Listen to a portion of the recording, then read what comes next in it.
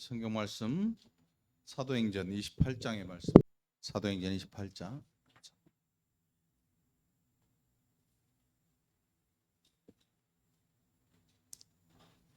천천히 한 목소리로 공부합니다. 사도행전 28장. 우리가 구조된 후에 그 섬은 멜리데라 하더라. 비가 오고 날이 참에 원주민들이 우리에게 특별한 동정을 하여 불을 피워 우리를 다 영접하더라.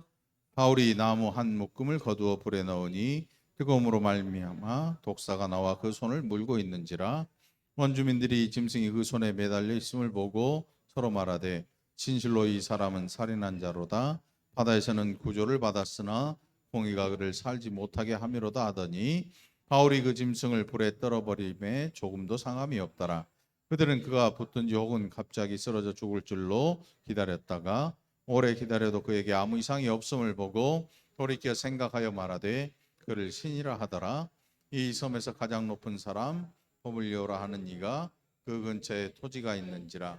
그가 우리를 영접하여 사흘이나 친절히 머물게 하리니 포물리오의 부친이 열병과 이질에 걸려 누워 있거늘 바울이 들어가서 기도하고 그에게 안수하여 낫게 하며 이러므로 섬 가운데 다른 병든 사람들이 와서 고침을 받고 후한 예로 우리를 대접하고 떠날 때 우리 쓸 것을 배에 실었더라. 석 달 후에 우리가 그 섬에서 겨울을 난 알렉산드리아를 타고 떠나니 그 배의 머리 장식은 디오스고로라. 수라구사에 대고 사흘을 있다가 거기서 돌려가서 레기온에 이르러 하루를 지낸 후 남풍이 일어나 이튿날 보디올에 이르러 거기서 형제들을 만나 그들의 청함을 받아 이를 함께 머무니라. 그래서 우리는 이와 같이 로마로 가니라. 얘들이 우리 소식을 듣고 아비오 광장과 트레이스베르네까지 맞으러 오니 바울이 그들을 보고 하나님께 감사하고 담대한 마음을 얻으니라.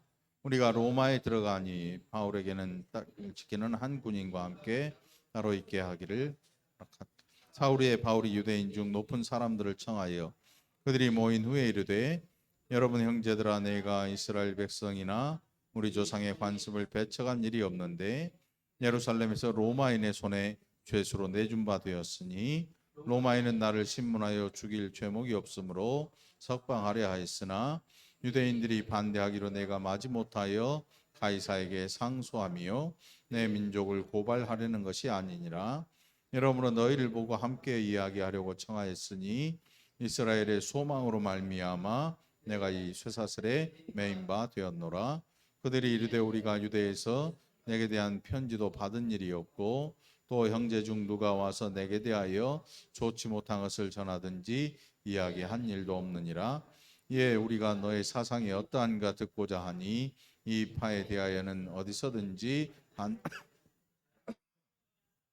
그들이 날짜를 정하고 그가 유숙하는 집에 많이 오니 바울이 아침부터 저녁까지 강론하여 하나님의 나라를 증언하고 모세의 율법과 선지자의 말을 가지고 예수에 대하여 권하더라. 그 말을 믿는 사람도 있고 믿지 아니하는 사람도 있어 서로 맞지 아니하여 흩어질 때 바울이 한 말로 이르되 성령이 선지자 이사야를 통하여 너희 조상들에게 말씀하신 것이 옳도다.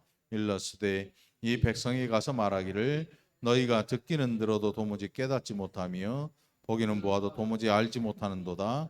이 백성들의 마음이 우둔하여져서 그 귀로 둔하게 듣고 그 눈 감았으니 이는 눈으로 보고 귀로 듣고 마음으로 깨달아 돌아오면 내가 고쳐줄까 함이라 하였으니 그런즉 하나님의 이 구원이 이방인에게로 보내어진 줄 알라. 그들은 그것을 들으리라 하더라. 바울이 온 이태를 자기 셋집에 머물면서 자기에게 오는 사람을 다 영접하고 하나님의 나라를 전파하며 주 예수 그리스도에 관한 모든 것을 담대하게 거침없이 가르치더라. 아멘. 이 시간에도 하나님 주신 귀한 은혜 우리 모두가 함께 누리게 되기를 간절히 축원합니다. 바울이 예루살렘에서 핍박을 당하고 그리고 신문 없이 밧줄에 묶여서 매질당할 뻔한 사건이 우리가 지난번에 살펴본 내용이지요. 그 일로 백부장과 천부장이 군대를 모아서 바울을 로마로 압송할 준비를 하고 오늘 본문에 보니까 드디어 로마에 오게 됐습니다. 그 로마에 오는 과정이 굉장히 힘들고 어려웠어요. 당시에 돛을 단 배가 바람을 만나서 가고자 하는 그쪽 방향으로 바람이 불어야 출발이 가능한 거예요.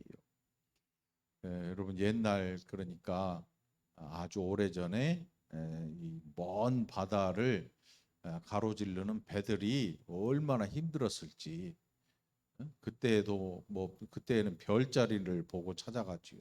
별자리를 북극성이나 이런 것들을 보면서 자기들이 가고자 하는 그 방향을 향해서 갔어요.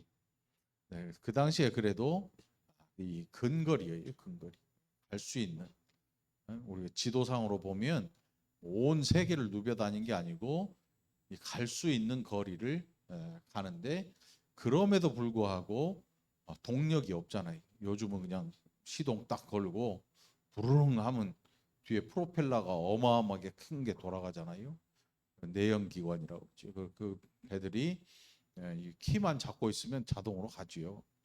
그 항법 장치 딱 해놓으면 가고 싶은 대로 간단 말이에요. 근데 그 당시에는 배를 타고 어디를 향해 간다고 하는 게 사람들마다 신이 그들을 인도해야만 갈 수 있다 이렇게 생각을 했어요. 그래서 뱃머리에도 신의 형상을 새겨 넣기도 하고 여러 가지 방법으로 그들 나름의 마음에 힘을 얻고자 한 증거들이 많이 있지요. 그래서 바울이 예루살렘에서 로마까지 가는 이 과정이 굉장히 힘들고 거의 목숨을 걸다시피 한 그런 항해가 되었단 말이에요. 그래서 간신히 로마에 도착하게 돼요. 오늘 본문에 보니까 28장 바로 앞에 보면 배가 깨져요. 난파당해 가지고 사람들이 다 배에서 뛰쳐내리고 해서 간신히 멜리데라고 하는 섬에 이르게 됩니다. 섬에 이르게 돼요. 그 섬에서 이제 추워서 불을 피우는데 뱀에 물려요. 사도 바울이 뱀에 나무까지 추워서 나무까지 불을 떼려고 하는데 뱀이 손을 물고 있는 거예요. 그 지역 사는 사람들은 아마 그 뱀이 아주 이 독한 맹독을 가진 독사임을 알고 바울을 계속 쳐다보고 있어요. 쳐다보고 있어. 그런데 아무 이상이 없는 거야. 아무 이상이 없어. 기가 막힐 일이지. 거기 뱀에 물렸을 때 그 사람들이 입에서 뭐라 그랬냐면 당신은 바다에서는 구원받았는데 땅에서 구원 못 받았다. 보니까 당신은 분명히 살인한 자다. 큰 죄를 지은 사람이다. 이렇게 얘기를 하죠. 그래서 이제 언제 죽나 쳐다보고 있는데 안 죽어. 안 죽어. 그 일 때문에 사람들이 바울을 다시 보게 돼요. 다시금 보게 돼요. 응? 네. 그래서 신이라고 칭하죠. 자, 이 모든 일련의 일들이 왜 일어났는가? 왜? 바울이 가진 로마 시민권, 또 그가 이 항해하는 도중에 있었던 여러 가지 일들. 사실 우리는 우리 인생에 이 정도의 일이 생기면요, 이게 우리 인생의 훈장처럼 붙어 다녀요. 내가 그때 이런 일이 있었는데 구사일생으로 살아나왔다. 내가 기지를 발휘했고 그런 일들을 내가 겪었다. 그러니 얼마나 대단하냐. 뭐 이런 식으로 사람들에게 이야기할 거예요. 예? 그런데 오늘 이 본문 보니까 바울이 그게 없어요. 뭐 자기에게 일어난 일을 자랑할 생각도 없고, 뭐 어떤 특별한 일이었는지, 안 좋은 일이었는지, 그게 중요한 게 아니고 바울에게 있어서 가장 중요한 건 뭐였냐면 20절에 기록된 거예요. 20절에 이스라엘의 소망으로 말미암아 내가 이 쇠사슬에 매인 바 되었다. 로마까지 죄수가 아닌데 죄수의 몸으로 로마까지 압송이 돼요. 이거 죄수가 아니면 쓰지 않는 단어거든요. 그냥 여행 가는 거지요. 압송됐다. 군사들과 함께 왔다는 것은 죄가 있는지 없는지 알 수는 없지만 아무튼 뭔가 재판에 일로 왔으니까 일단은 죄수의 몸으로 오게 된 거예요. 그래서 자신에 대해서 쇠사슬에 매인바 되었다 이렇게 표현을 하는데, 도덕적인 범죄라면 이 창피하고 부끄러울 일이지요. 예?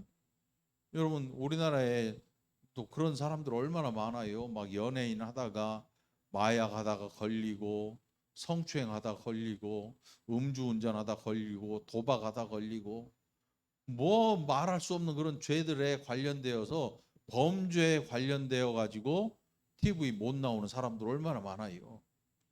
응? 부끄러워서도 못 나오고 뭐 여러 가지 막 드러나니까 그 부끄러운 일들을 당하고 사람들 앞에 설 수가 없는 거지요. 부도덕한 일에 관련이 돼 있고 직접적인 관련이 돼 있으니까 사람들 앞에 나설 수도 없고. 그러니까 죄라고 하는 게 이렇게 무서운 거예요, 여러분. 죄가 무섭지요. 죄가 우리로 하나님의 형상을 상실하도록 만든 거니까 무서운 거지요. 그런데 바울은 쇠사슬에 매인바 된 자신의 처지를 조금도 부끄러워하지 않아요. 바울에게 있어서 진짜 부끄러운 게 있다면 뭘까? 네? 예수를 전하지 못하는 거예요. 그게 부끄러운 거니까. 그래서 바울은 그가 가지고 있는 모든 조건에 대해서, 그가 당한 모든 일에 대해서, 그 모든 것들이 어디를 향하게 했느냐 하면 로마로 가기 위해서 이 모든 것들을 다 사용을 해요. 로마로 가기 위해서.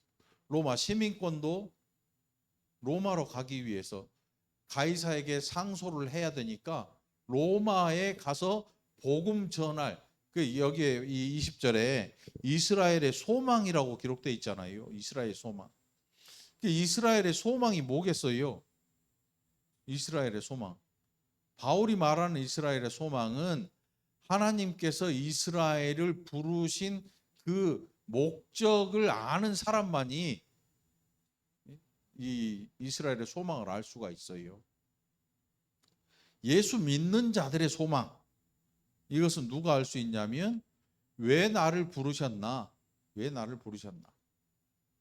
그 내게 부르심을 받은 내게 무슨 일이 일어났나? 또 부름 받은 내게 뭐가 주어졌나? 이걸 알지 못하면 뭐 전혀 그냥 복하면서 쫓아다니게 되는 거죠. 근데 바울이 말하는 이스라엘의 소망은 하나님께서 그 백성을 부르실 때에 가지신 목적이 무엇인지를 확고히 아는 사람이 알 수 있는 소망이거든요. 그 목적이 뭐였겠어요? 하나님께서 이스라엘 백성 불러다가 다른 이방 나라 신들처럼 제사나 받고 금이나 금, 은, 동 이런 것들을 막 신한테 갖다 바치고 춤추고 노래하고 하는 거, 그것이 좋은 신이 아니라 하나님께서 이 백성을 부르신 목적은 하나님의 은혜를 이 땅에 보내는 통로로서 제사장으로 부르신 거였다. 제사장. 그러니까 용서를 구하고 그 은혜를 다시금 세상에 돌려보내는 하나님의 통로로 이 백성을 부르신 거지요. 그러니까 이걸 이해하지 못하면 이스라엘의 소망이라는 단어가 도대체 이거는 뭔 소망일까? 돈, 뭐 이런 것들, 세상이 원하는 것들을 그게 소망이 돼버릴 수가 있는 거죠. 근데 바울에게는 그게 소망이 아니었어요. 이스라엘의 소망으로 말미암아 내가 이 쇠사슬에 매인바 되었다. 이게 바울이 왜 쇠사슬에 매이게 돼요? 예수 그리스도를 전한 것밖에 없어요. 그가 전한 복음 때문에 사슬에 매인 거예요. 결국 이스라엘의 소망이 뭐였냐면 메시아를 끝까지 전하는 일이에요. 이스라엘의 소망. 이방에까지 이 복음이 들려지게 됐죠. 예수님께서 이 땅에 오셔서 하신 모든 일들을 한마디로 표현하면 뭐냐면 성경에 복음서에 뭐라고 기록되어 있어요? 하나님 나라를 전파하셨다. 하나님 나라를 전파하신 거예요. 예수님께서 이거는 뭐 해가지고 내 거, 이거는 해서 네 거, 이게 아니고 하나님 나라를 전파하시는 일에 자신의 모든 것을 바치신 거죠. 목숨까지도 하나님 앞에 죽기까지 복종하신 거죠. 이게 예수님이 하신 일이고, 바울의 한 일도 마찬가지예요. 바울의 한 일도. 결국 바울의 한 일은 이 복음을 전하는 것, 하나님 나라를 전파하는, 곧 예수님과 비슷한 닮은 그런 일을 행한 것을 볼 수가 있지요.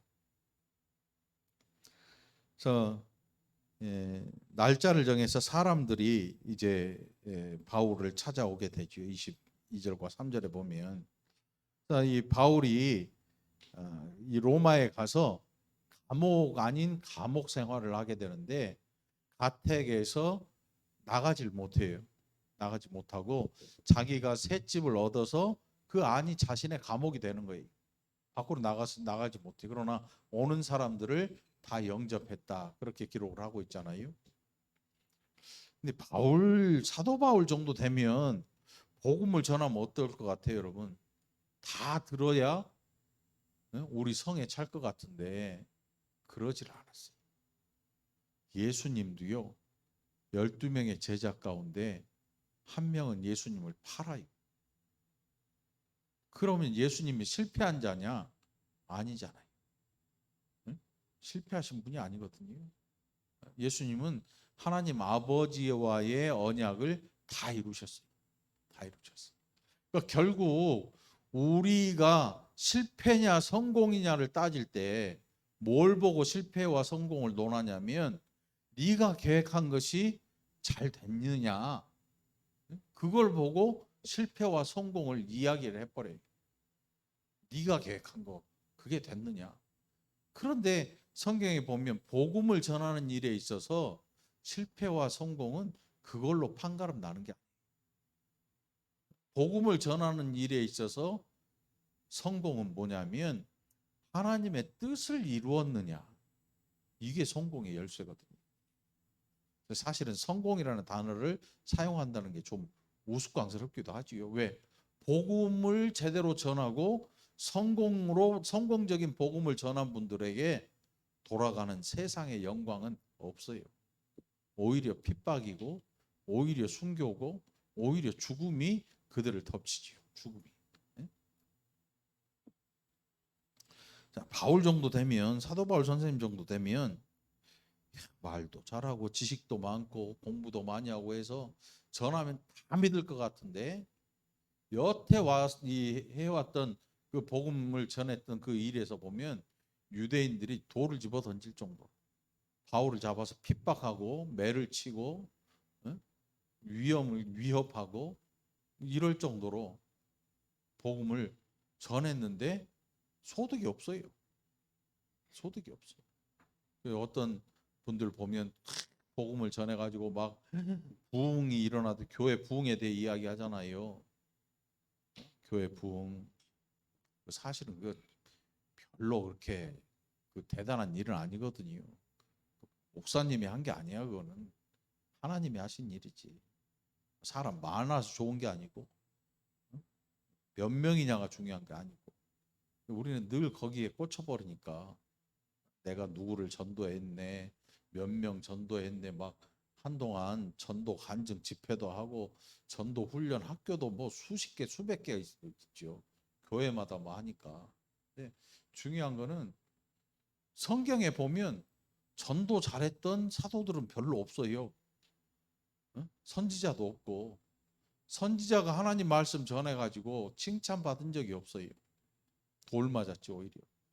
사도들도 마찬가지로 순교하잖아요. 우리 시대에 말하는 성공한 전도, 전략 이런 것들 결국은 세상에 비슷한 길을 닮아가요. 그거는 성경에 이 별로 그런 영양가가 없어요. 여러분, 그러니까 마음속에 그런 이 뭔가 로망이 있다면 버려요. 빨리 버리는 게 나아. 응? 전도해가지고 이 교회를 막 부흥시키고 이런 로망 빨리 버려. 정상 아니야. 정상이 아니야. 응? 결국 자기가 했다고 막 얘기하고 다니지. 근데 별로 영향 하나도 없어요.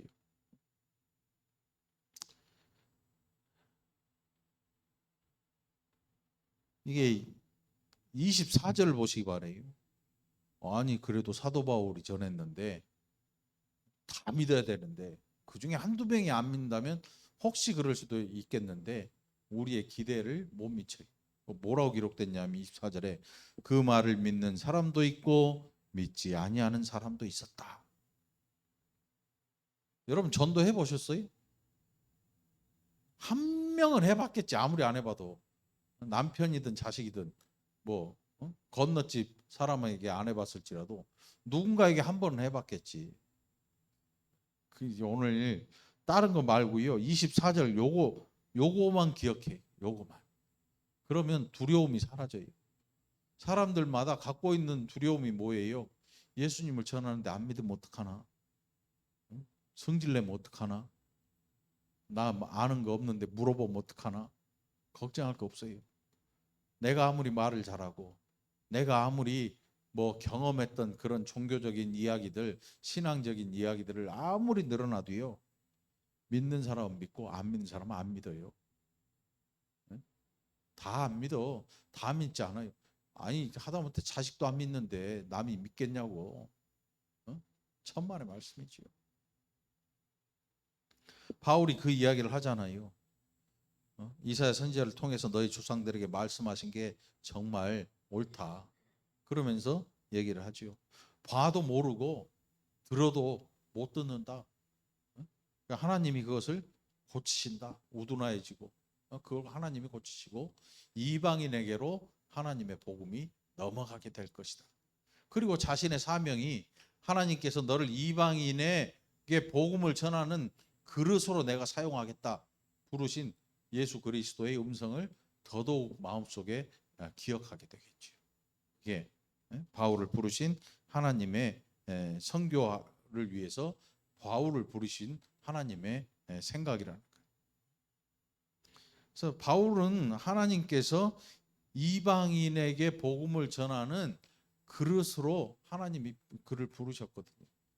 그러니까 유대인에게보다 오히려 이방인에게 복음을 전하는 것이 그의 할 일이고 아마도 그래서 더 로마에 오고 싶지 않았나. 로마에 모두 이방이잖아요. 유대인들이 말고 더 많은 각지에서 몰려온 이방인들을 더 만나고 싶은 생각에 아마도 로마에 와서 복음을 전하고 싶지 않았을까 그런 생각을 해볼 수가 있지요. 그래서 복음이 이방인에게로 넘어가는 것 이거는 유대인들이 별로 원치 않는 일이었거든요.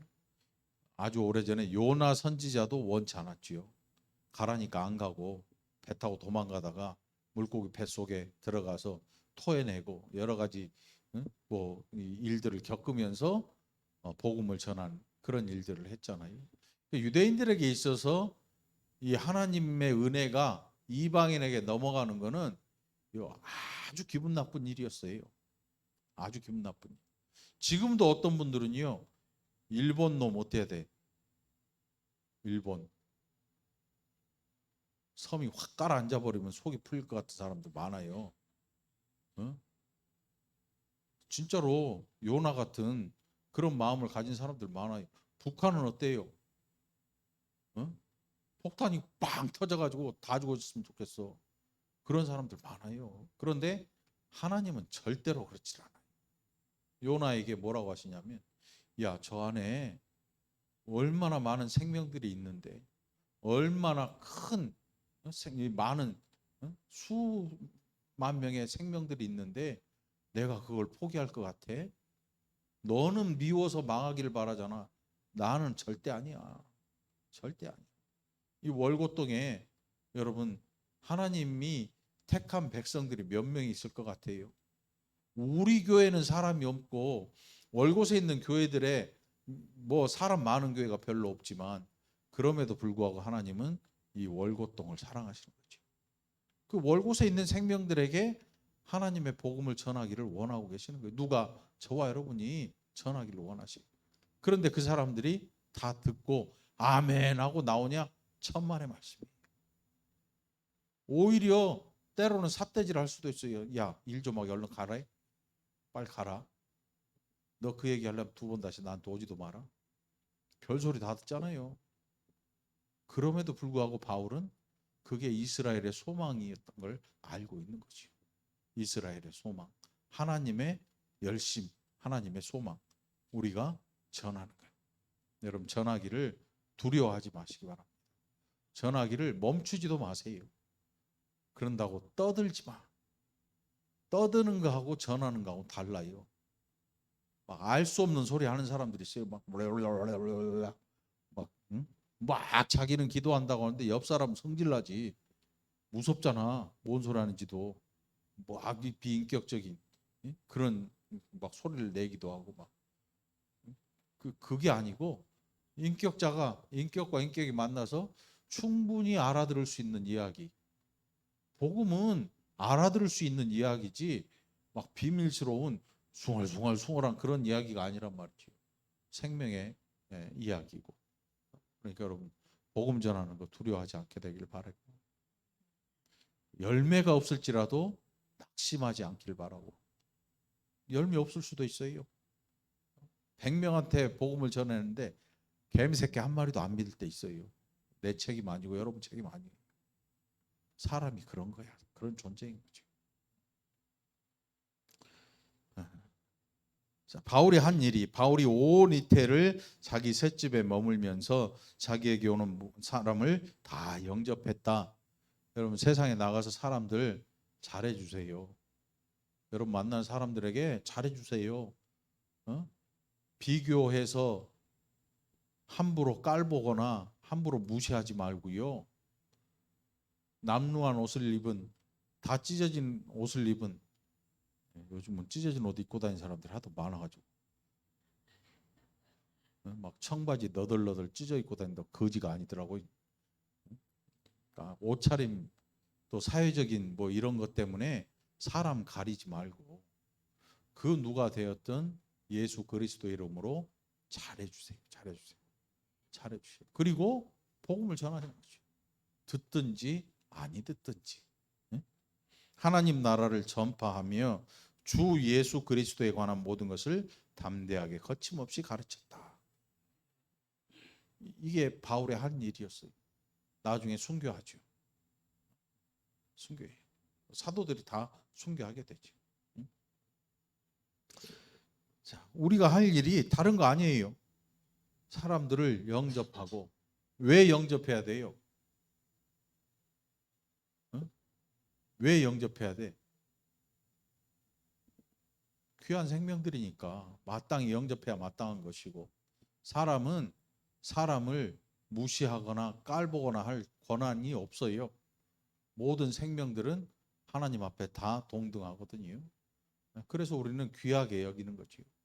여기 영접했다고 기록됐는데 아마도 바울의 마음에 한 생명이라도 더 하나님 나라를 가지고 갖도록 하는 게 바울의 소망이었으니까 더더욱 영접했을 거라고 생각을 해요. 잘해준다고 예수 믿는 게 아니지요. 잘해준다고 예수 믿는 게 아니에요. 그러나 그들을 존중할 줄 알아야 되지. 그래서 주 예수 그리스도에 관한 모든 것을 담대하게 거침없이 가르쳤다. 이게 바울의 로마에서의 삶의 마지막 모습이었어요. 우리는 어때요? 우리도 마찬가지예요. 우리도 예수 안 믿는 사람들에 대해서 더 잘 섬겨야 돼요.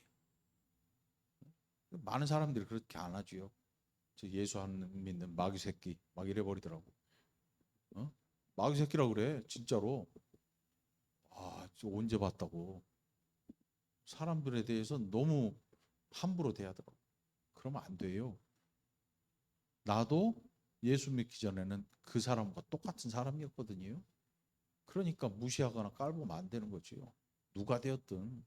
예? 마귀 새끼하고 같이 사는 사람도 있어요. 그런 분도 있더라고. 막 남편이나 부인을 거의 마귀 취급을 하더라고. 막 예수 안 믿는다고. 그러면 안 되지요. 더 잘해줘야지. 더 영접해야지요. 더 공손하게 섬길 줄 알아야 되는 거죠. 그게 예수 그리스도를 믿는 사람들이 해야 할 일인 거예요. 잘 기억하시고 이 한 주도 이 은혜 또 이 복음 잘 전하는 저와 여러분이 되기를 간절히 축원합니다. 기도합시다. 하나님 아버지 감사합니다. 우리에게 주신 그 수많은 은혜, 예수님으로 말미암아 받은 은혜인 줄 믿습니다. 우리가 잘나서 우리가 의로워서 된 일은 아무것도 없는 것 날마다 알고 하나님 앞에 또 겸손히 살게 하시고 또 나와 같은 영혼들 만나거든 예수의 이름으로 잘 영접하고 귀하게 여기서 하나님 나라를 조용히 전파할 줄 아는 믿음의 백성들 되게 하여 주옵소서. 감사드렸고 예수님 이름으로 간절히 기도합나이다. 아멘.